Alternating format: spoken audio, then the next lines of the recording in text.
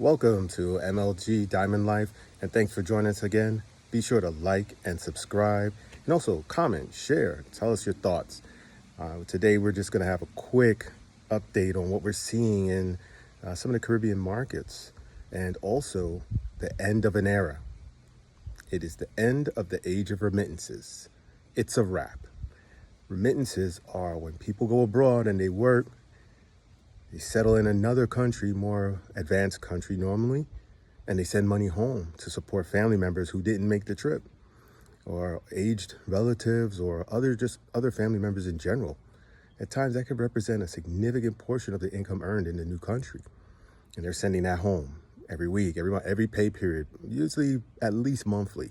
They're sending something home, a significant amount that elevates the families that are back home and brings them many times into middle-class lifestyles back home in the home country, sending multiple kids to school, elevating not just their immediate family members or maybe parents, aged parents, but also brothers, sisters, nieces, nephews, cousins, an extended family group could be benefiting or are benefiting from those remittances. So you could easily have 10, 12, or up to 15, 20 people benefiting from one worker that's stateside or in an OECD country or in Europe. But there's some big trends that will probably turn that entire thing on its head. And the biggest one is demographics. Baby boomers, they're aging out of the workforce. Many already starting to take retirement, and the next cadre that are coming through, once they're done, remittances to Caribbean countries, African countries, to the countries that were receiving those remittances at such a high level for the past 50 years, really. The U.S. and European countries have been doing the immigration on a big scale. That's going to stop. Not come down to zero, but realistically, it's going to reduce by a significant percentage, especially once these baby boomers retire and they're no longer in their earning period, their earned income age, and they go to more fixed income, or maybe they go to a Social Security plus whatever retirement savings they have. Some will be very fortunate to have pensions, depending on their age group and the type of work they did. Those, they may continue. A lot of them are going to go back home. Not all, but a significant portion, at least 30%, may go back home or spend more time abroad than in the States. They'll still support those families, but the numbers are not going to be the same. And also the pivot that's happened in many policies in these countries, even the United States, they're starting to look at remittances as a potential pool for taxation.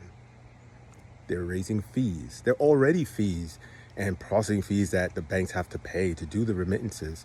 That part of it goes to the regulatory structure of the government. But now there's going to be another tax. Bill just got passed. It's adding to the existing tax structures that govern remittances.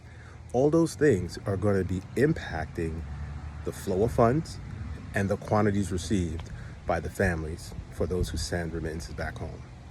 But the biggest change is baby boomer generation exiting the workforce, not just starting to retire, but completing the next cadre, the next wave of retirees.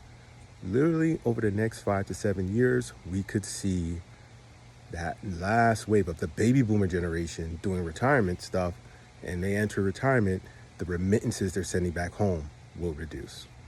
So with that, the local economies, especially countries like Dominican Republic, the Jamaica of the world, those that have a very large diaspora or immigrant communities in other countries in Europe and US, the remittances coming back to those countries for those relatives is going to be lower. So the economic engine for growth, for maintaining a middle-class lifestyle, will have to be from internal local businesses, local economic activity. It will not be remittance funded. And so that means a revert to the mean, closer to the median income for middle class lifestyles in those countries. And the types of jobs that would be able to generate that, I'm not saying they're few and far between, but it is not as plentiful as having someone abroad, a family member abroad, sending back a couple $100 or close to $1,000 a month. And that is a very viable number, a realistic number that people are doing on a regular basis because they love their families back home and they want them to live well. And they call it el sacrificio. They're sacrificing so that the families back home can live decently, can live well. So, and also education. These remittances funds education for 2 or 3 generations worth of children in that family. So it's nothing to sneeze at. So this change, economic change, can have a lot of repercussions, both in the local economies and also stateside. So it'll impact the amount that people are putting away or allocating to send as remittances back. We'll see that number, total numbers, go down. Just expect it. As those numbers go down, in the local economies offshore, in these other countries, the Dominican Republic, the Jamaicas, etc., they will need to change the necessary focus of their economy. Instead of receiving remittances, it will be on local economic activity. So if there are new jobs, new tourism build-outs, new city centers, we'll call it new economic engines of growth. If those take hold, they will provide additional jobs in the local communities. But let's be honest, those jobs are not paying at the same level as receiving remittances from abroad. Why? Because the median incomes in those countries for many of the standard jobs that'll be available, and those come in tiers without classifying all the different levels in an organization. But you're looking at the 300 to 500 a month type of payroll for a regular job, or the median. For those in the managerial class, let's say college educated, you might be looking closer to 1,000, 1,500 a month, depending on their level and capabilities. The ones that could do better will have some level of sales and commissions tied to it as well. You're talking about your realtors and maybe some other types of sales based, like medical sales in country, stuff like that. But they're tiers, just as in any country, just as in the United States. Folks know tiers: an entry-level job versus manual labor versus we'll call it specialized labor, licensed trades, and then you have professional level employment. Those that have specialized degrees, masters, STEM type jobs, engineering jobs. There's a scale, right? Each of these countries now will have to build up, stack up, and build up their local economies so they're not reliant on remittances as a major source for foreign currency or a major source for economic resources. They can't build their economy off remittances anymore to lift their working class and poorer classes into the median class status. They got to do it local. And that's going to have a major impact on many aspects of the market in local countries, kind of like your Dominican Republic, Jamaica, etc., especially in the Caribbean basin. Africa, a whole different story, but similar trend. And speaking for in Dominican Republic, real estate, we will see fluctuation in the real estate market. Why? Because as baby boomers retire out, it's 2 things going to happen. If those remittances slow down, houses ain't getting paid for. Houses that had been, we'll call it contracts that had been initiated, may not be completed unless someone starts cashing out retirement funds to complete the house and actually move in. So if people were buying them with the thought of, oh, I'll go there sometime and Airbnb at the rest, if they have to retire faster than they thought, or if they're fired as an aged, experienced worker in the United States, which happens quite a lot. Once you hit 45 and up, you could catch it. And that'll be a disruption to the career path. So folks need to be careful about that, but also understand that that type of trend impacts money sent home, impacts long-term plans. So we'll see that change in the remittances flow, and that will impact the economies of these countries. It'll impact the real estate. It'll impact, we'll call it what, large goods, or what do they call it? Durable goods, fancy word for cars and televisions and fridges and appliances, all that good stuff. So all those will be impacted because the rate of paying for them, that money used to come from abroad. Now it has to be garnered, gained locally. But what you may see the governments do, and we're seeing some of it in the real estate market, is they'll create additional programs to spur consumer spending by providing credit, easy access to credit. It might say, hey, as long as you have an account and you show income, or you can prove you have a job, or your employer, whether it's formal or informal, can vouch for you, we'll give you this credit line, we'll give you this credit card. So you can go buy those durable good appliances on a monthly payment basis, or bi-weekly, quincenal in Spanish. So like every pay period, so bi-weekly payment plans.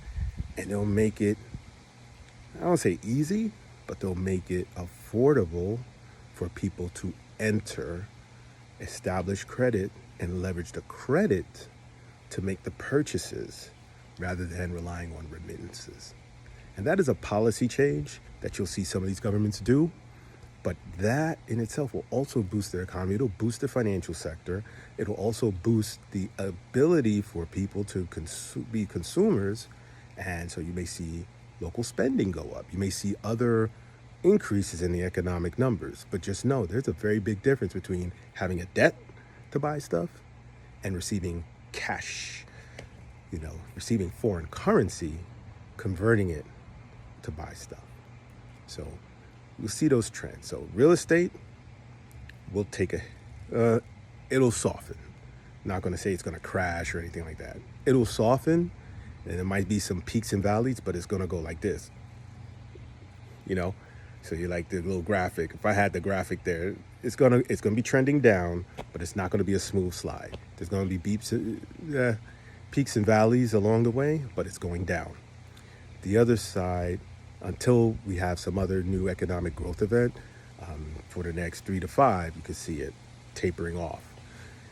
In local economy, consumer goods, price is going to fluctuate. It's inflationary season, so the prices will go up, but more credit will be extended in the local markets so people can participate. More people can participate. You should see more focus on training.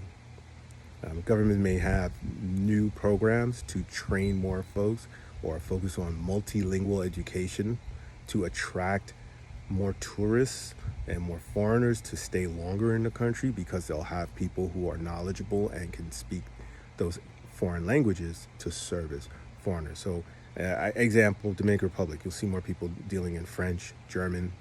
English will not be the only game in town. Italian, and just say different parts of the country. There are very well-established communities in those language groups.